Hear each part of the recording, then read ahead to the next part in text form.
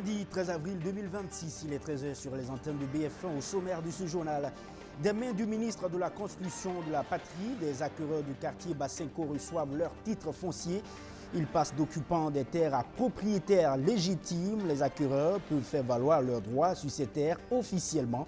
L'opération vise à sécuriser les espaces urbains et à apurer les passifs au niveau de Bassenco. Plus de précision dans un court instant. À suivre dans ce journal également, la coopération Russie-Burkina Faso se renforce au plan sanitaire. Moscou offre un laboratoire sanitaire mobile. Il peut être déplacé dans plusieurs districts sanitaires. Un matériel spécifique qui demande une utilisation spécifique. L'expertise russe est mise en branle. Une trentaine de professionnels de santé burkinabais sont formés pour un usage plus efficient. On y revient tout à l'heure. C'était le sommaire. Très ravi de vous retrouver pour cette nouvelle semaine de présentation des actualités sur BF1. Bonsoir à tous et bienvenue au journal. Des résidents de Bassenco peuvent pousser un ouf de soulagement. Ils rentrent en possession de leur titre foncier après plusieurs années d'attente de simples occupants. Ces acquéreurs sont désormais des propriétaires de ces espaces, une régularisation de leur situation qui conduit aussi à l'apurement du passif du pôle de Bassenco. Voyons ensemble la remise de ces documents avec Luc Palmeguem. 10 acquéreurs de la cité de Bassenco reçoivent les titres fonciers des mains des ministres serviteurs du peuple et de la construction de la patrie. De 2009 à 2026, c'est 17 ans sans socle fondamental de sécurité foncière pour les résidents de Bassenco. Grâce au CGC, le centre de gestion des cités, et à l'accompagnement de la Direction générale des impôts, voici des Bassencois, comme on les appelle, qui peuvent avoir désormais le sommeil tranquille. Donc aujourd'hui, ce titre foncier main permet de sécuriser de façon globale l'ensemble des investissements ici et ça permet également de pouvoir délivrer des titres individuels aux acquéreurs des différents sites. Vous savez, le titre foncier, au-delà de sa fonction de sécurisation des investissements, c'est aussi un instrument de garantie pour éventuellement des prêts hypothécaires. Donc ça veut dire que ceux qui sont en tout cas titulaires de ces titres pourront naturellement le faire valoir à plusieurs titres. Donc c'est pour nous un sentiment véritablement de satisfaction d'avoir pu en tout cas appuyer ce passif au niveau du pôle urbain de Bassenco ici. Et naturellement, ce n'est pas la fin du processus d'appuyement de façon générale. Nous nous sommes engagés sur plusieurs fronts. Je pense que vous avez dû suivre ces derniers jours au niveau de l'arrondissement 7 à Ouagadougou et 5 à Bobo-Dioulasso dans le cadre d'un vaste programme d'appuyement du passif foncier urbain, mais également de traitement de ce qu'on appelle communément les zones non loties. Donc c'est un processus qui a démarré et il va, je pense, permettre quand même de pouvoir régler un certain nombre de dysfonctionnements qui sont, dont nous avons hérité au niveau du foncier urbain de façon générale.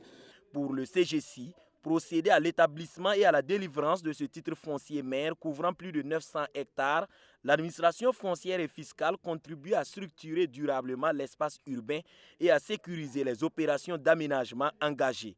Le sentiment que j'ai est un sentiment de grande satisfaction et de fierté. Ce titre foncier représente pour moi une étape majeure parce qu'il garantit de façon officielle la propriété du terrain et sécurise mon investissement pour l'avenir. Je voudrais peut-être dire aux autres citoyens, je leur recommande d'engager la procédure pour mettre leur terrain en sécurité parce que ça représente une sécurité véritable. Le titre foncier constitue le fondement juridique de la propriété immobilière. La démarche du ministère de la Construction de la Patrie qui vise à régulariser la situation des habitants de Bassenco s'inscrit pleinement dans la dynamique de modernisation du système foncier burkinabé visant à renforcer la transparence, la traçabilité et la fiabilité des titres délivrés. Les habitants de Bassenco, tout comme l'ensemble des Burkinabés, ont besoin de se faire soigner convenablement quand ils ne sont pas bien portants. En plus des centres de santé déjà disponibles, il faut compter des laboratoires mobiles. La Fédération de Russie a donc offert un à l'État burkinabé de niveau P3. Cet outil peut être déployé en 40 minutes et peut être héliporté en cas de situation d'urgence. Pour un usage plus optimal et efficient, 30 professionnels de santé burkinabés ont été formés par des spécialistes russes, témoins d'une bonne coopération entre Ouagadougou et Moscou au plan sanitaire. Leila Yampa.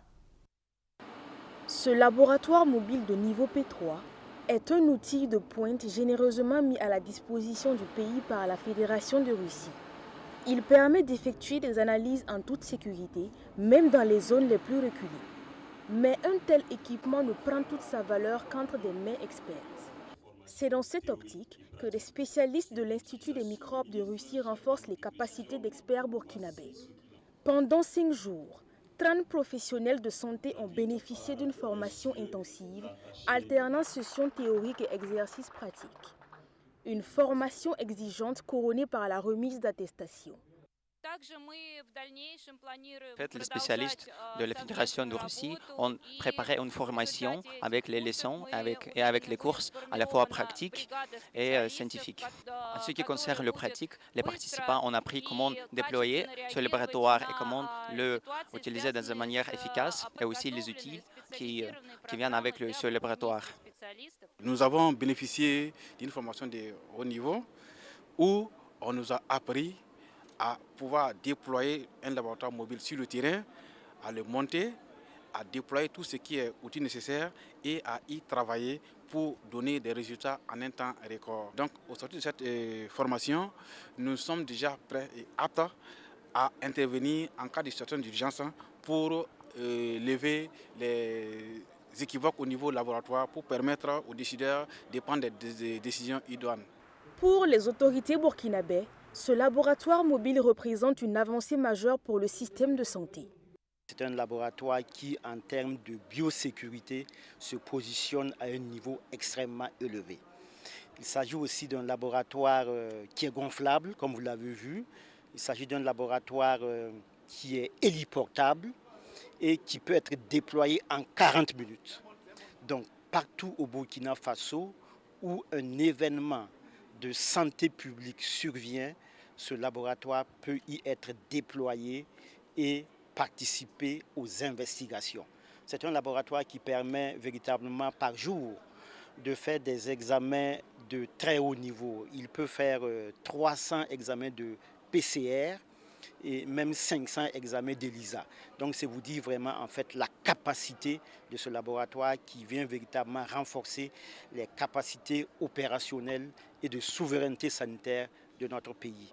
Désormais opérationnels, ces experts constituent la première ligne d'intervention dans l'utilisation de ce laboratoire mobile de haute technologie. Un acquis stratégique qui vient consolider la capacité du Burkina Faso à faire face aux défis sanitaires d'aujourd'hui et de demain. Lui, il est aussi engagé dans la promotion de la santé par les plantes. On l'appelle coutumièrement l'Afinaba de Kogzanga. Et cette promotion est faite sur la télévision BF1 au cours de l'émission Lafirogo. Le mérite de l'animateur est reconnu par la Fédération pour la paix universelle.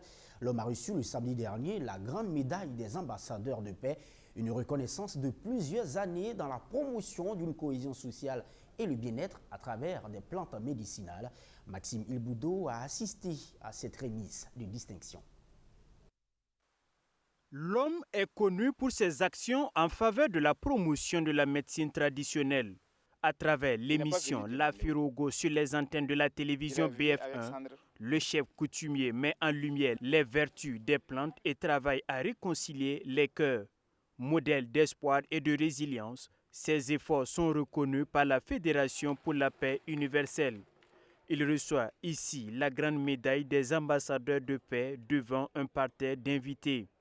On fait des rencontres, on fait des réunions, on pratique des coutumes aussi pour accompagner la FDF, pour que l'ennemi qui est en train de nous déranger puisse quitter notre territoire. Nous avons beaucoup de valeurs au Burkina Faso, mais c'est caché. Vous allez voir qu'un tradipraticien qui peut être jusqu'à dans un grand petit village de Manga et il peut soigner plusieurs maladies que la médecine moderne n'arrive pas à soigner. Et tu es à Ouagadougou, tu es aux États-Unis, tu es à n'importe quelle province, tu ne sais pas où il se trouve. Moi, je vais lui faire sortir pour que vous sachiez que ce tradipraticien peut soigner ses mal et ça guérit.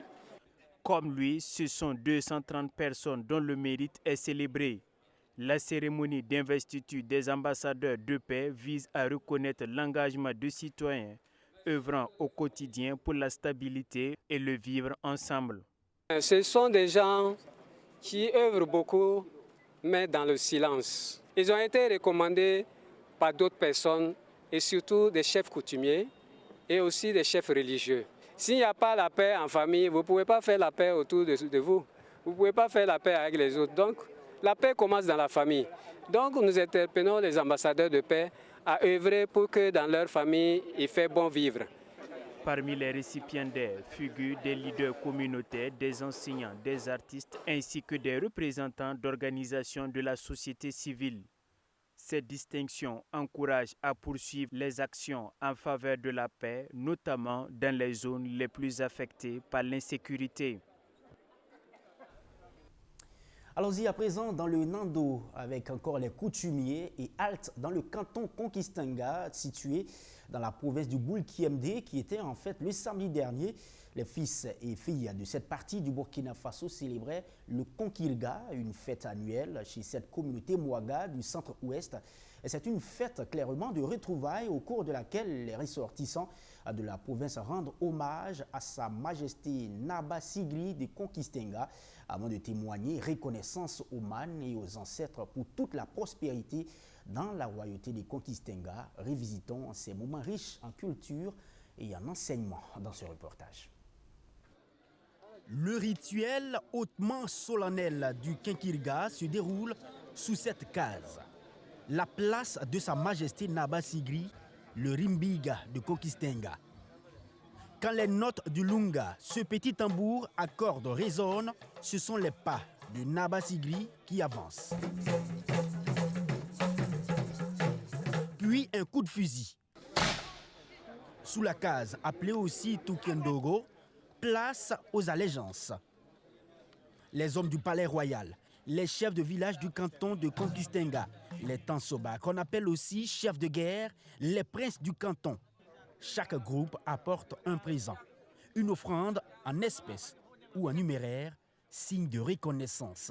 C'est une fête que le Naba lui-même assume d'une manière individuelle parce que c'est lui qui dépense.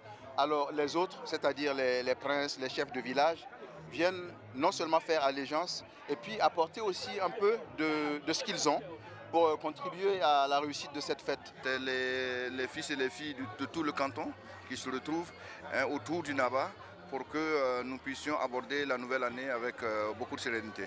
Mes vœux pour le chef, c'est vraiment des vœux de santé, des vœux de prospérité et surtout parce qu'il est déjà dans une dynamique depuis qu'il est là, une dynamique qui est vraiment de développer tout le Conquistenga. Donc c'est des vœux de réussite. La célébration du Konkilga est annuelle. L'autre symbolique, c'est de témoigner gratitude aux ancêtres pour les bienfaits de l'année écoulée. On parle notamment de la bonne santé ou encore de l'abondance des récoltes. Les ancêtres du canton sont aussi implorés afin d'éloigner des populations toute force extérieure qui viendrait à perturber leur quiétude. Cette année marque le nouvel an chez nous. C'est l'occasion de remercier les ancêtres pour la bonne moisson. C'est aussi l'occasion pour nous de formuler des vœux pour l'année à venir afin que nous puissions avoir encore une bonne récolte. Nous souhaitons aussi le retour de la paix et la sécurité pour notre pays, le Burkina Faso. Je souhaite un bon retour à chacun. Individuellement ou collectivement, les allégeances se renouvellent avec les fils et les filles du village, mais aussi avec ceux des villages de Soa, Pela et Imasgo, symbole d'une bonne cohabitation entre toutes les communautés. Tous ceux qui sont là au jour d'aujourd'hui sont du canton.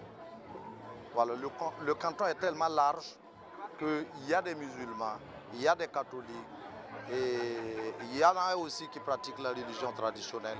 Et nous sommes tous ensemble ici. Nous vivons en symbiose ici. Le dernier acte du Konkilga ou du Nabasga, selon certaines régions, c'est la présentation de vœux des invités de marque et des entités administratives des 3 communes du canton, du 20e Rimbiga de Conquistenga. À noter qu'il officie pour la 2e année consécutive de son règne, sa fête traditionnelle. Du Nando direction les Tanouillans, si vous êtes en visite à Niangologo et que vous cherchez un endroit pour votre séjour, visitez l'établissement hôtelier Somanagré. Il ouvre ses portes après une rénovation en grandeur nature. À cette occasion, les autorités administratives et religieuses et la population étaient donc mobilisées pour accompagner le promoteur. Une cérémonie ponctuée aussi par la remise de vivres à l'endroit donc des FDS. Sori Alassane Traoré. C'est une nouvelle adresse qui s'impose désormais à Niangologo. L'hôtel Somanagré, totalement rénové avec un cadre moderne, des prestations diversifiées et un confort affiché. Quand quelqu'un enlève l'argent pour payer quelque chose, il paye ce qu'il veut. Il ne faut pas que les gens vont venir à Niangologo et puis vont rentrer dans les chambres et puis ça sent, les serviettes ne sont pas là, les ampoules ont été levées, sont façon mauvais à regarder. Et ensuite aussi, ça crée d'emplois comme ce que le gouverneur vient de dire. Il y a au moins 7 à 8 personnes qui vont travailler dans cet hôtel et ça contribue de manière significative à l'économie de Niangologo. Derrière cet investissement se trouve M. Isaka Sawadogo, opérateur économique engagé pour le développement de cette cité frontalière depuis les années 90. Positionnement assumé, ambition affichée, l'établissement entend rapidement se faire une place parmi les références et cela est salutaire. Niangologo est une commune urbaine et sa spécificité c'est d'être à la frontière aussi de la Côte d'Ivoire. Et donc Niangologo a vraiment besoin d'infrastructures d'accueil de ces gens-là pour pouvoir loger et nos amis et frères qui quittent la Côte d'Ivoire et même nos parents qui quittent la Côte d'Ivoire pour entrer au Burkina. Il y a beaucoup de transporteurs qui passent par là et ça permet aussi à la ville d'accueillir en tout cas les autorités qui viennent ici pour d'autres activités. Et bref, toute la population dans son ensemble trouve son compte à avoir une infrastructure de ce genre. Il faut dire que je suis le plus heureux aujourd'hui en accueillant en tout cas la rénovation de cet hôtel qui vient renforcer la capacité d'accueil au niveau de la commune. Vous voyez, au-delà de l'infrastructure que nous voyons, c'est également de l'emploi que ça crée. Cela permettra en tout cas aux filles en tout cas, de la commune à avoir des emplois qui gravitent tout autour en tout cas de l'exploitation de cette infrastructure. L'hôtel Somanagré a été inauguré le 31 mars 2007 et a rouvert aujourd'hui après rénovation. La cérémonie a été marquée par un élan de bénédiction et de solidarité au profit des FDS. 40 sacs de riz de 25 kg, 20 sacs de maïs de 50 kg et 500 000 francs CFA ont été remis au PDS. Les autorités coutumières et religieuses ont reçu 400 000 francs CFA. Les invités venus de la Côte d'Ivoire ont reçu quant à eux des 100 000 francs CFA. Au chapitre sport de ce 13h, partie du constat que de nombreuses femmes ont contribué au rayonnement du sport burkinabé sans bénéficier de la reconnaissance qu'elles méritent. Il a été initié la campagne Wikigap. Wikigap s'est donc engagé à corriger cette invisibilité dans l'espace numérique. Pour sa 6e édition, l'initiative a mis l'accent sur le référencement des femmes sportives sur l'encyclopédie en ligne Wikipédia. Après donc plusieurs jours de contribution et de formation, l'activité a été officiellement clôturée le vendredi dernier, nous dit Arsène Konditamné. Au Burkina Faso, des femmes ont marqué l'histoire du sport, parfois dans l'ombre. Des athlètes, entraîneurs ou journalistes ont des parcours et exploits qui restent encore peu visibles sur Internet. Pour corriger cette inégalité, la 6e édition de la campagne Wikigap s'est donnée pour mission de référencer davantage de femmes sportives sur Wikipédia. L'initiative a permis la création de 33 pages Wikipédia, dépassant l'objectif initial fixé à 30. Quand on a fait le check-up sur ce lot de femmes sportives burkinabées, je pense qu'il y avait moins de 20 qui étaient référencées, dont entre autres les Marthe Kouala, Gloria Guissou, Bambara. je ne me rappelle plus de son prénom, qui était seulement référencée, alors qu'il y a bien d'autres femmes qui sont là, qui font des merveilles dans le sport et bien plus, et qui ne sont pas connues, qui ne sont pas reconnues. Donc l'idée est partie de là, de faire un appel à l'identification de ces profils de femmes sportives d'hier jusqu'à aujourd'hui, écrire les biographies, écrire les parcours et montrer surtout ce qu'elles apportent dans le sport burkinabé. Parmi les profils désormais accessibles au grand public figurent ceux de Balaïcha Zerbo, promotrice d'événements sportifs, Mariam Gitanga, ex-joueuse, coach et dirigeante de baseball, ou encore Véronique Yonli, entraîneur de football. Au-delà des chiffres, cette campagne se veut un pas vers une meilleure représentation des femmes dans l'espace numérique où elles restent encore sous-représentées. Plusieurs élèves nous contactent par moment, par référence, pour les exposer. Dorénavant, c'est plus simple. Il faut les dire seulement d'aller sur Wikipédia. Toutes les informations sur les données qu'elles veulent, elles pourront les trouver là-bas. Parce que dorénavant, c'est disponible avec des sources et des références à citer. Ça ne sera plus à l'oralité. Je tiens vraiment à remercier Mousso News pour cette opportunité et cette chance qu'il me donne de pouvoir me mettre à découvert au monde entier. 14 contributeurs ont travaillé au succès de cette 6e édition de Wikigap. Ils reçoivent des attestations en récompense du travail fourni tout au long de la campagne. Elles sont aussi sportives et encore en activité. En attendant qu'un jour Wikigap mette la lumière sur eux, elles doivent prouver sur le rectangle vert. Les étalons dames sont à Dakar dans le cadre de 2 matchs amicaux avec les Lions de la Teranga. Arrivées le vendredi dernier, elles ont entamé les séances d'entraînement avec 23 joueuses. Ces 2 matchs sont des tests pour juger la performance des filles de Pascal Sawadogo. Justement, avant donc d'affronter les Lions de la Teranga, et Sandrine Zougouri, notre envoyée spéciale à Dakar, a assisté à leur séance d'entraînement. Les étalons dames entament leur première séance d'entraînement sur le terrain annexe du stade Léopold Sédar Senghor à Dakar au Sénégal. C'est une séance de décrassage pour mettre en jambe l'équipe nationale féminine burkinabé avant la double confrontation qui l'attend contre les Lions de la Teranga, leur homologue sénégalaise.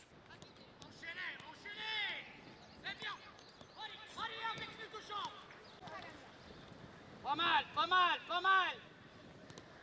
Pas mal. La première séance est un peu lourde parce que demain nous serons veille de match. Donc il y a des crassages. Ensuite on va faire mise en place du match. Comment on va jouer quand on aura la balle, comment on va jouer quand on n'aura pas la balle. Et aussi travailler à haute intensité. Parce que pour quand même faciliter la récupération, il faut monter un peu l'intensité. Que ce soit en forme jouée ou en exercice avec le préparateur physique, on s'est accordé pour travailler en intensité haute, mais à des courtes périodes, accompagnées de récupération. Le coach Pascal Sawadogo a convoqué 23 joueuses, dont 19 présentes. Ces 2 matchs amicaux entrent dans le cadre de la préparation à la CAN féminine senior. Il s'annonce d'ailleurs comme des retrouvailles entre ces 2 équipes, mais pas question de faire de la figuration à cette fenêtre FIFA. On a déjà joué contre le Maroc et joue en attaque placée, probablement. Mais peut-être qu'avec le Sénégal, pour le peu que je connais, parce qu'on a joué ensemble à la CAN en 2022, et aussi on joue à peu près dans le même registre. C'est le pressing tout terrain, les jeux longs, les contre-attaques. Mais nous, on va essayer de voir est-ce que le même système qu'on a utilisé contre le Maroc, est-ce que ça peut marcher ici? À défaut, pourquoi ne pas s'adapter? Parce que si vous voulez emporter la CAN, ou si vous voulez aller loin, il faut être capable de jouer avec les équipes d'Afrique du Nord, Afrique de l'Ouest, voilà, pour voir, peu importe la tactique de l'adversaire, comment nous on peut contrecarrer. Avec une infirmerie vide, les Burkinabés ont le moral au top. Actuellement, l'infirmerie est vide. Toutes les filles sont en pleine forme pour affronter le match de demain. Aujourd'hui, celles qui sont arrivées, elles sont vraiment en forme, ça va, il n'y a pas de problème. Et le moral, il est haut, bien sûr. On est content de se retrouver puisqu'il y a d'autres qui sont ailleurs, celles du Burkina aussi, on est venu se retrouver ici. Voilà. De notre côté, voilà, nous sommes concentrés, voilà. On va tout faire pour avoir les 2 victoires durant ce stage. La première opposition entre Étalon Dames du Burkina et Lion de la Teranga du Sénégal, c'est pour ce lundi 13 avril sous le coup de 17h au stade Léopold Sédar Senghor et la seconde 3 jours après, soit le 16 à la même heure. À moins de 4 mois de la CAN féminine Maroc 2026, le Burkina Faso poursuit sa préparation au Sénégal. Et pour terminer, la 26e journée du Faso Foot a été marquée par un match décisif au stade Wobi de Bobo Dioulasso. Les 2 rivaux, les 2 clubs rivaux de toujours, l'ASFB et le RCB, ont disputé le derby de cette saison devant un public sorti nombreux. Un derby à fort enjeu pour le Racing Club de Bobo Dioulasso en zone de relégation qui devait impérativement s'imposer. Chose faite pour les Tigres de Diaradougou sur le score de 2-1. Le résumé de ce match porte la signature de Sotour, Justin Dabili. C'est un derby qui a réuni de grandes figures du football burkinabé et bobolais. Un derby retour avec un enjeu particulier pour le Racing Club de Bobo Dioulasso qui n'a pas droit à l'erreur. Au coup d'envoi, les Tigres déroulent, mais la défense de l'ASFB ne cède pas. Malgré quelques tentatives de part et d'autre, Tigres et Buffles rejoignent la pause sur un score nul de 0-0. À la reprise, les jaunes et noirs trouvent rapidement la faille. À la 46e minute, Alidou Diakité dépose un centre sur la tête de Mohamed Boro pour l'ouverture du score.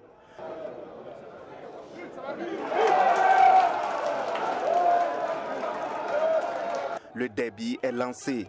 L'ASFB a l'occasion de doubler la mise sur cette action. La réaction du RCB ne tarde pas à venir. À la 60e minute, Cheikh Mohamed Touré Diamoto relance le derby avec une égalisation sur cette reprise. Un but qui remet les Tigres en confiance, leur permettant de ruger d'arracher la victoire à la 64e minute grâce à Mohamed Lamine Dembélé.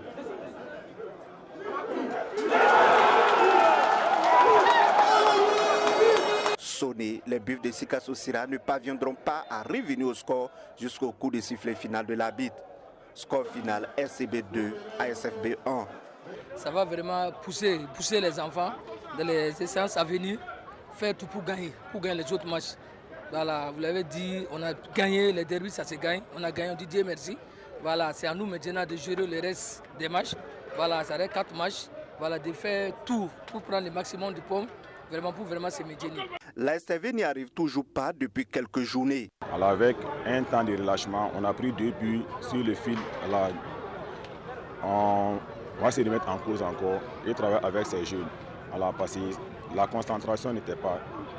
Alors, dans les 2 buts, on a pris un coup. On assume cette défaite encore et je pense qu'on va aller à Ouagadougou pour passer cette mauvaise passe. Malgré cette victoire face à son éternel rival, le RCB n'est pas encore sorti d'affaire. Les Tigres restent 15e au classement et devront remporter les 4 dernières rencontres pour s'assurer du maintien. De son côté, l'ASFB n'a besoin qu'un d'un seul point en 4 journées pour assurer définitivement son maintien dans l'élite. Madame, Monsieur, vous faites toujours bien de nous suivre. Voilà, c'est la fin de ce journal. Merci à vous de l'avoir suivi. Je vous retrouve demain à 13h pour une autre session d'information. Restez encore avec nous. Le programme se poursuit sur BF1. Je vous salue. Très bel après-midi.